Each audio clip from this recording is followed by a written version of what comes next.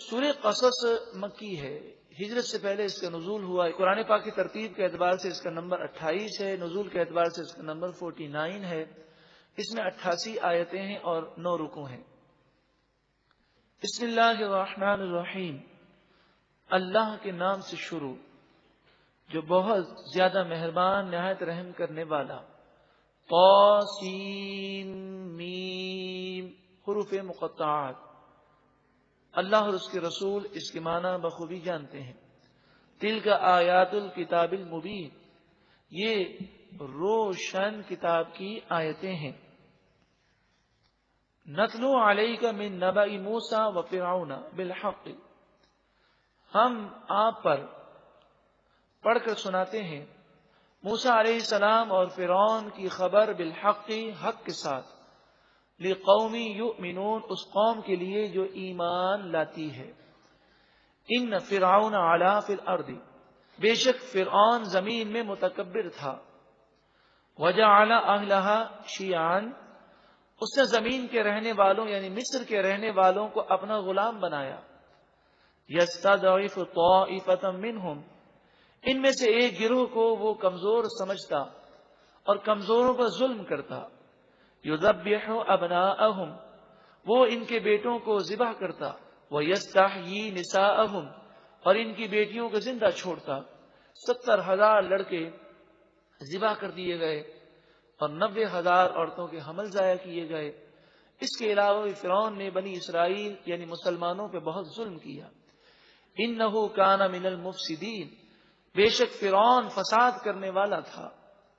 وَنُرِيدُ أَن نَّمُنَّ عَلَى الَّذِينَ اسْتُضْعِفُوا فِي الْأَرْضِ، ہم نے ارادہ کیا کہ ہم ان لوگوں پر احسان کریں جو زمین میں کمزور ہیں۔ تو بنی اسرائیل پر ہم نے احسان کیا، فرعون کو غرق کر دیا اور بنی اسرائیل کو مصر کی حکومت دی۔ وَنَجْعَلَهُمْ أَئِمَّةً، اور ہم نے ارادہ کیا کہ ان کمزوروں کو دنیا کا بادشاہ بنا دیں، پیشوا بنائیں۔ وَنَجْعَلَهُمُ الْوَارِثِينَ، اور ہم نے انہیں زمین کا وارث بنانے کا ارادہ کیا۔ تو ہم نے کمزوروں کو قوت دے دی، مراد یہ ہے کہ ہم جو چاہیں کر سکتے ہیں۔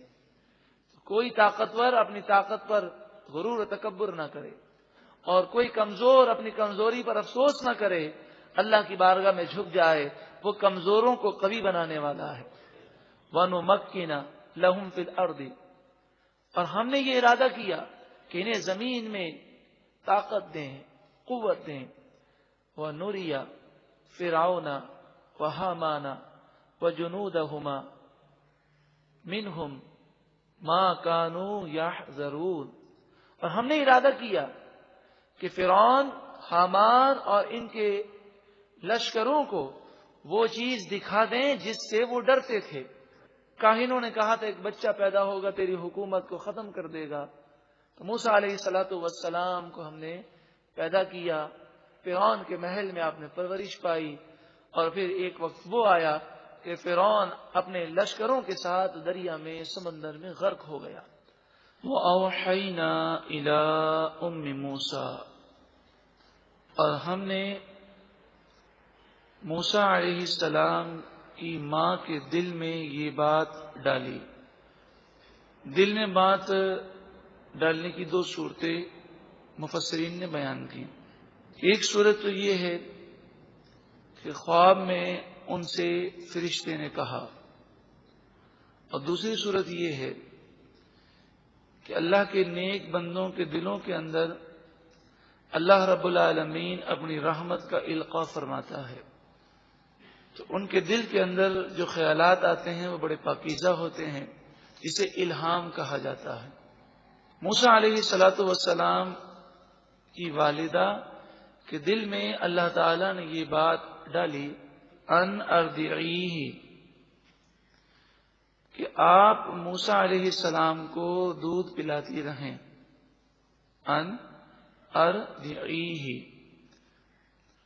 جب تک آپ سے ہو سکے آپ پلاتی رہیں۔ 3 مہینے تک آپ دودھ پلاتی رہیں، اور ان 3 مہینوں میں موسیٰ علیہ السلام اتنا بڑھ گئے جتنا 1 سال اور 3 مہینے کے بچے کا سائز ہوتا ہے۔ اس دوران موسیٰ علیہ الصلوۃ والسلام نہ تو حرکت کرتے تھے اور نہ ہی آپ روتے تھے، یہاں تک کہ اگر کوئی گھر میں بھی آ جائے تو حضرت موسیٰ علیہ السلام کی والدہ حضرت موسیٰ علیہ السلام کو کپڑے سے ڈھانک دیا کرتی اور کافی دیر تک آنے والا وہاں موجود رہتا، لیکن اسے علم نہ ہوتا کہ یہاں پر کسی بچے کی ولادت ہوئی ہے۔ فَإِذَا خِفْتِ عَلَيْهِ، پھر جب موسیٰ علیہ السلام کے بارے میں تجھے خوف محسوس ہو، فَأَلْقِيهِ فِي الْيَمِّ، تو موسیٰ علیہ السلام کو سمندر میں، دریا میں ڈال دینا۔ آپ نے اس کے لیے ایک چھوٹا سا صندوق لکڑی کا تیار کیا، جسے اس طرح تیار کیا گیا کہ پانی اس کے اندر داخل نہ ہو سکے لیکن بچہ سانس بھی لے سکے۔ تو 3 مہینے تک آپ دودھ پلاتی رہیں اور پھر آپ کے دل میں خوف پیدا ہوا تو آپ نے حضرت موسیٰ علیہ الصلوۃ والسلام کو اس صندوق میں، اس لکڑی کے تابوت میں رکھ کر دریائے نیل میں ڈال دیا۔ وَلَا تَخَافِي، اور تو خوف نہ کرنا، وَلَا تَحْزَنِي، اور تو غم نہ کرنا۔ ایک ماں اپنے بچے کو، جو بھی 3 مہینے کا بچہ ہے، اسے ایک تابوت میں ڈال کر دریا میں رکھ دے، یہ ایک مشکل امر ہے، لیکن اللہ تبارک و تعالی نے ان کے دل کو مضبوط کیا اور ان پر الہام کیا گیا کہ آپ نہ خوف کریں اور نہ غمگین ہوں۔ اِنَّا رَادُّوهُ إِلَيْكِ، بے شک ہم اس بچے کو آپ کے پاس ضرور واپس لے کر آئیں گے۔ وَجَاعِلُوهُ مِنَ الْمُرْسَلِينَ، اور اس بچے کو رسولوں میں سے کر دیں گے۔ آپ نے اللہ پر بھروسہ کیا اور اپنے بچے کو دریا میں رکھ دیا۔ دریائے نیل میں یہ لکڑی کا تابوت، صندوق بہتا رہا۔ دریائے نیل سے ایک نہر فرعون کے محل کی طرف جا رہی تھی۔ اب یہ لکڑی کا تابوت فرعون کی محل کی سیڑھیوں سے ٹکرا رہا تھا۔ حضرت بی بی آسیہ رضی اللہ تعالی عنہا فرعون کے ساتھ اور خدام کے ساتھ سیر کے لیے نکلی، ان کی نظر اس لکڑی کے تابوت پہ پڑی۔ خدام کو حکم دیا گیا، وہ وہاں سے دریا سے نکال کے لائے۔ فَالْتَقَطَهُ آلُ فِرْعَوْنَ، فرعونیوں نے حضرت موسیٰ علیہ الصلوۃ والسلام کو اٹھا لیا، اس تابوت کو اٹھا لیا۔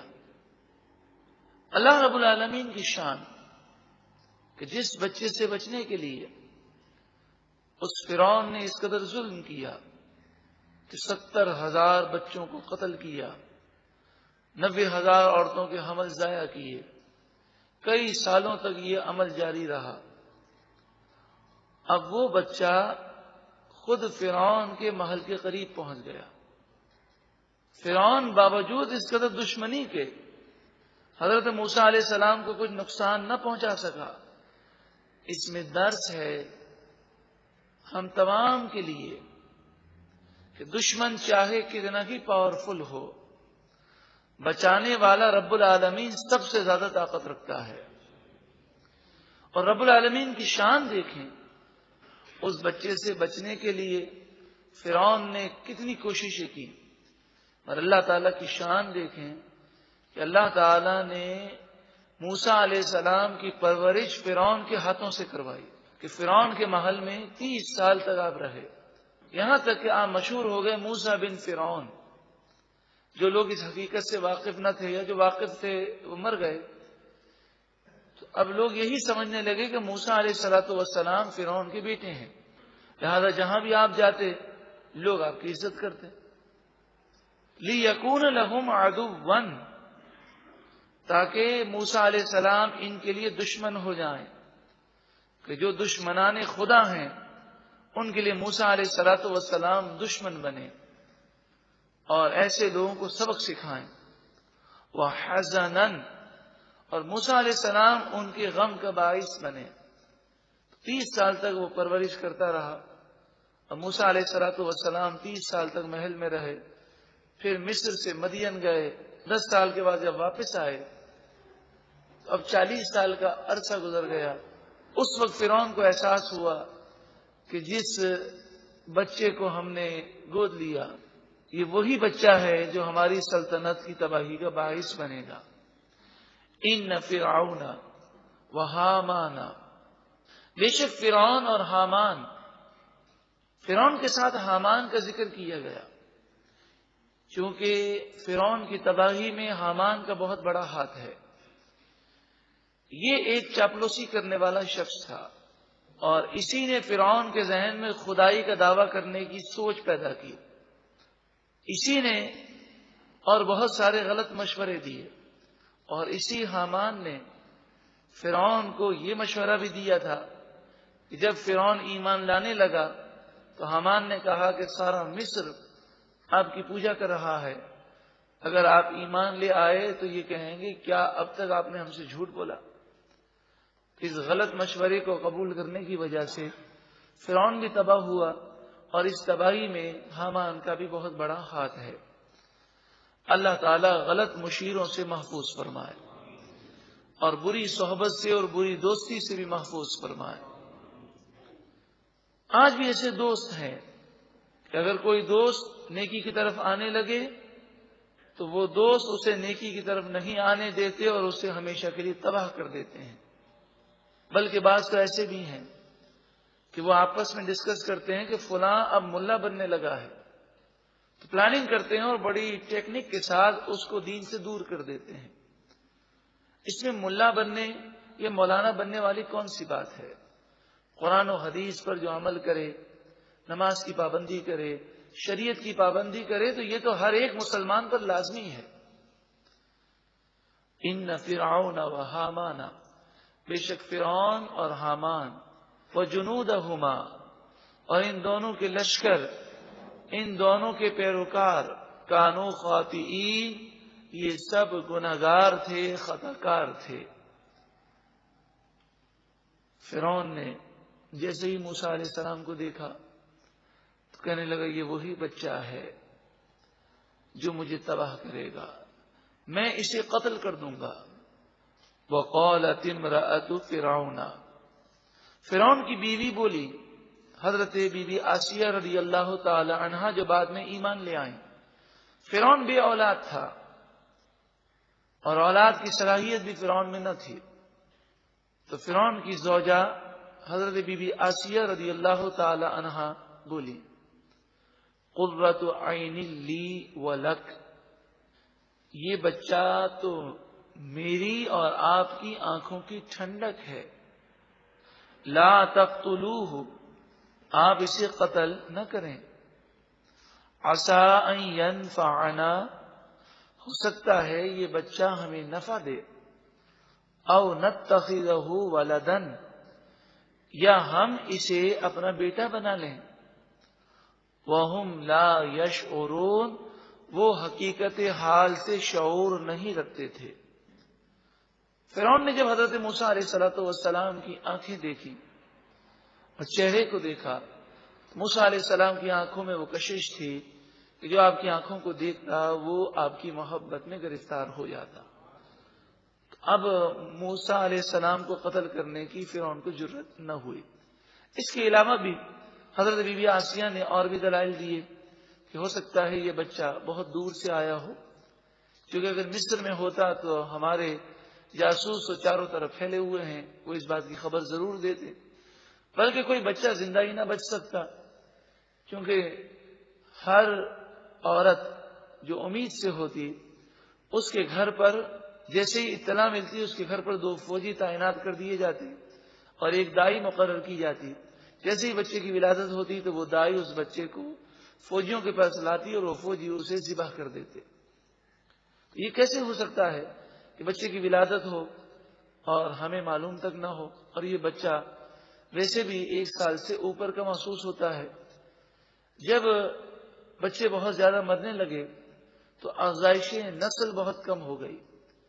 تو فرعونیوں نے فرعون سے کہا کہ بنی اسرائیل کی تعداد بڑی کم ہو رہی ہے اور ان کے جوان بوڑھے ہو گئے ہیں اور نئے بچے پیدا ہوتے ہیں تو تم انہیں قتل کر دیتے ہو. اب ہمارے غلام کہاں سے حاصل ہوں گے جو محنت مزدوری کریں؟ تو فرعون نے کہا اچھا ایسا کرتے ہیں 1 سال انہیں زندہ رکھتے ہیں اور 1 سال مارتے ہیں. تو بی بی آسیہ نے کہا کہ یہ تو ہو سکتا ہے پچھلے سال کا بچہ ہو، کیونکہ 1 سال سے زیادہ اس کی عمر لگتی ہے، اور پچھلے سال تو آپ نے یہ اعلان کیا تھا کہ بچوں کو 1 سال قتل نہیں کیا جائے. وَأَصْبَحَ فُؤَادُ أُمِّ مُوسَىٰ فَارِغًا، اور صبح موسیٰ علیہ السلام کی ماں کا دل بے صبرا ہو گیا. ماں تو ماں ہے، انہوں نے ڈال تو دیا. صبح جب اٹھی تو آنکھوں سے آنسو جاری ہوئے اور کہا ہائے میرا بچہ. ماں برداشت کر لے یہ بہت مشکل ہوتا ہے. ان کا عادت لتبدی بھی لولا الربتنا علی قلبها، اگر ہم اس کے دل کو ڈھارس نہ دیتے اور اس کے دل کو مضبوط نہ رکھتے تو قریب تھا کہ وہ اس بات کو ظاہر کر دیتی کہ جب صبح یہ پتہ چلا کہ ایک تابوت فرعون کے محل آیا ہے تو والدہ کا دل بے صبرا ہو گیا اور وہ ڈر گئی کہ دشمن کے ہاتھ میں میرا بچہ چلا گیا. اگر اللہ تعالیٰ فرماتا ہے اگر ہم صبر نہ دیتے اور ان کے دل کو مضبوط نہ کرتے تو یہ بے صبری کر دیتی ہیں اور لوگوں کو بتا دیتی ہیں کہ میرا بچہ ہے. اللہ نے انہیں صبر عطا فرمایا. لِتَكُونَ مِنَ الْمُؤْمِنِينَ، تاکہ اسے ہمارے وعدے پر یقین رہے.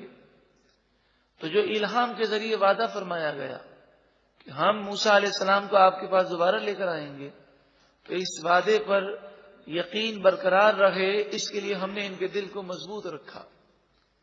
وَقَالَتْ لِأُخْتِهِ، موسیٰ علیہ السلام کی ماں نے موسیٰ علیہ السلام کی بہن سے کہا، یعنی اپنی بیٹی سے کہا جن کا نام حضرت مریم ہے.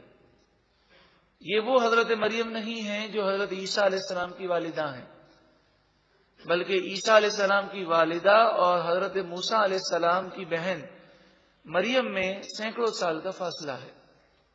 تو موسیٰ علیہ السلام کی ماں نے اپنی بیٹی سے کہا قُصِّیہِ، تم ان کے پیچھے جاؤ.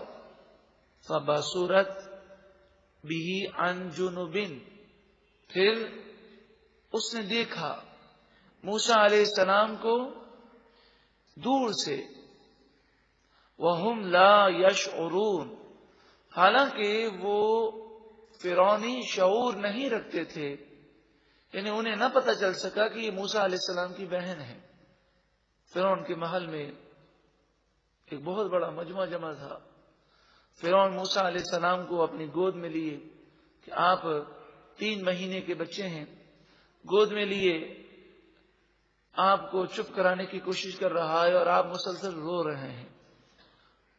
فرعون کے حکم پر دودھ پلانے والی عورتوں کو بلایا گیا ہے اور کئی عورتیں موسیٰ علیہ السلام کو اپنی گود میں لیتی ہیں کہ موسیٰ علیہ السلام ان کا دودھ پی لیں اور وہ فرعون سے انعامات اور اکرام حاصل کریں. وَحَرَّمْنَا عَلَيْهِ الْمَرَاضِعَ مِنْ قَبْلُ، اور ہم نے موسیٰ علیہ السلام پر ہر دودھ پلانے والی عورت پہلے ہی حرام قرار دے دی. 3 مہینے کے ہیں مگر آپ کسی عورت کا دودھ نہیں پی رہے، مسلسل رو رہے ہیں. اب بچہ اگر ماں کا دودھ نہ پیے تو وہ روتا تو ہے. اب فرعون پر ایک پریشانی کا غلبہ ہے، وہ پریشان ہے اب کیا کریں. تو جب یہ ہر طرح سے عاجز آ گیا فقالت، تو موسیٰ علیہ السلام کی بہن بولی هل ادلکم علی اہل بیت، کیا میں آپ کو ایسا گھرانہ بتاؤں یکفلونہ لکم، جو تمہارے لیے اس بچے کو پال سکے. وہم لہو ناصحون، اور وہ گھرانہ اس بچے کا خیر خواہ ہے. فرعون نے کہا کہ چلو دیکھ لیں، انہیں بھی بلا کے لاؤ. حضرت موسیٰ علیہ السلام کی والدہ آئیں۔ جیسے ہی حضرت موسیٰ علیہ السلام کی والدہ نے اس ہال میں قدم رکھا جہاں پر لوگ جمع تھے، موسیٰ علیہ السلام نے رونا بند کر دیا، اور جب اپنے 3 مہینے کے بچے کو انہوں نے سینے سے لگایا تو موسیٰ علیہ السلام دودھ پینے لگے۔ فرعون چونکہ شکی مزاج تھا اور دوسرا اسے یہ شک تھا کہ یہ بچہ ہے کون، فوراً چیخنے لگا اور کہنے لگا اے عورت، تو اس بچے کی کیا لگتی ہے کہ کسی عورت سے یہ بچہ چپ نہ ہو سکا اور کسی عورت کا اس نے دودھ نہ پیا، تجھے دیکھتے ہی یہ چپ کیسے ہو گیا اور تیرا دودھ کیسے پینے لگا؟ اللہ تبارک و تعالی نے حضرت موسیٰ علیہ السلام کی والدہ کے دل میں یہ جواب القاء فرما دیا۔ آپ کے چہرے پر یہ سوال سن کے کوئی گھبراہٹ طاری نہ ہوئی، اور آپ نے کہا کہ بعض بچوں کی فطرت میں نفاست ہوتی ہے، بعض بچے ایسے ہوتے ہیں کہ وہ کسی گندی عورت کے قریب نہیں جا سکتے، تو میں روزانہ کپڑے تبدیل کرتی ہوں اور روزانہ غسل کرتی ہوں تو میں نفیس رہتی ہوں۔ جب آپ نے یہ جملہ کہا تو بادشاہ یہ سمجھا، فرعون یہ سمجھا کہ اچھا یہ صفائی کی وجہ سے یہ بچہ ان کے قریب گیا ہے، تو یہ بڑا خوش ہوا کہ میں نے جس بچے کو گود لیا ہے وہ اتنا نفیس بچہ ہے کہ کسی بری عورت کے ہاتھ میں یا گندی عورت کے ہاتھ میں وہ جانے کو تیار نہیں ہے۔ روزانہ غسل کرتی ہیں، روزانہ وہ کپڑے تبدیل کرتی ہیں، صاف ستھری رہتی ہیں، اسی لیے یہ بچہ گیا ہے۔ تو اس کی خوشی کی انتہا نہ رہی کہ میں نے جس بچے کو گود لیا ہے وہ فطرتاً نفیس ہے۔ پھر فرعون نے کہا کہ اس بچے کو آپ لے جائیں، 2 سال تک انہیں آپ دودھ پلائیں، اپنے پاس رکھیں، اور پھر جب یہ کھانے پینے اور دیگر معاملات کرنے پر قادر ہو جائیں، یعنی بچے کی ایک عمر ہو جائے کہ جس کے اندر اسے ماں کی حاجت نہیں رہتی، وہ 7 سال کی عمر ہے، ورنہ 7 سال سے پہلے کپڑے بدلنے میں یا دیگر معاملات میں اسے ماں کی حاجت رہتی ہے، یعنی بچہ کتنا بھی بڑا ہو جائے اسے ماں کی حاجت ہے۔ یہاں مراد ہے کہ بچہ 7 برس کا ہو جاتا ہے تو اس قابل ہو جاتا ہے کہ اپنے کام وہ خود کرنے کے تھوڑا بہت قابل ہوتا ہے، اور دوسرے لوگ بھی اگر چاہیں تو وہ اس کے ساتھ تعاون کر سکتے ہیں، لیکن 7 سال سے کم عمر کا بچہ وہ ماں سے بہت زیادہ اٹیچ ہوتا ہے۔ فَرَدَدْنَاهُ إِلَىٰ أُمِّهِ، تو ہم نے موسیٰ علیہ السلام کو ان کی ماں کے پاس لوٹا دیا۔ اب ماں کے پاس موسیٰ علیہ السلام آ گئے، لیکن فرعون کی طرف سے روزانہ معاوضہ دیا جاتا، انعام دیا جاتا، انعام بھی مل رہا ہے اور بڑے اطمینان کے ساتھ موسیٰ علیہ السلام کی آپ پرورش بھی کر رہی ہیں، اور لوگ آپ کی عزت بھی کر رہے ہیں کہ بھئی یہ اس بچے کی پرورش کر رہی ہیں کہ جو بچہ فرعون نے گود لیا ہے۔ فَرَدَدْنَاهُ إِلَىٰ أُمِّهِ، بس ہم نے موسیٰ علیہ السلام کو ان کی ماں کے پاس لوٹا دیا۔ ان تمام باتوں میں درس ہے، جو رب العالمین چاہے وہی ہوتا ہے۔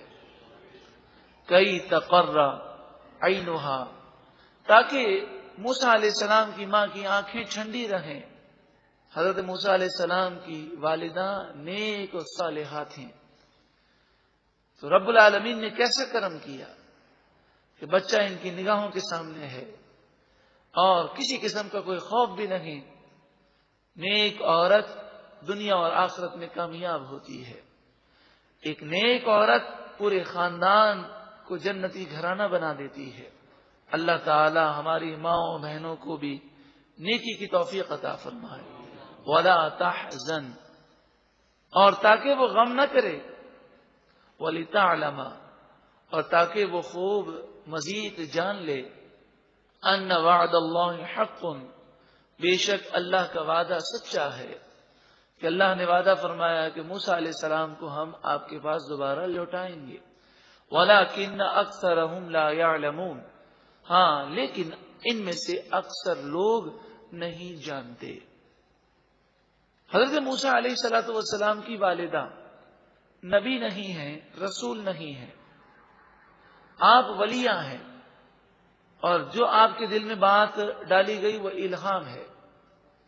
اور آپ کے مقام و مرتبے کو جو قرآن نے بیان کیا، ایک ولیہ عورت کے مقام و مرتبے کو بیان کیا، تو پتہ چلا کہ جس طرح نبی اور رسول کے مقامات ہیں، اسی طرح اللہ تعالی نے اولیاء کو بھی مقام عطا فرمایا، لیکن اولیاء نبی کے برابر نہیں ہوتے، لیکن ان پر نبیوں کا فیض جاری ہوتا ہے، اور اللہ تعالیٰ انہیں وہ کرامتیں عطا فرماتا ہے جس سے اس بات کی تصدیق ہو جاتی ہے کہ اللہ تعالیٰ کے یہ محبوب بندے ہیں۔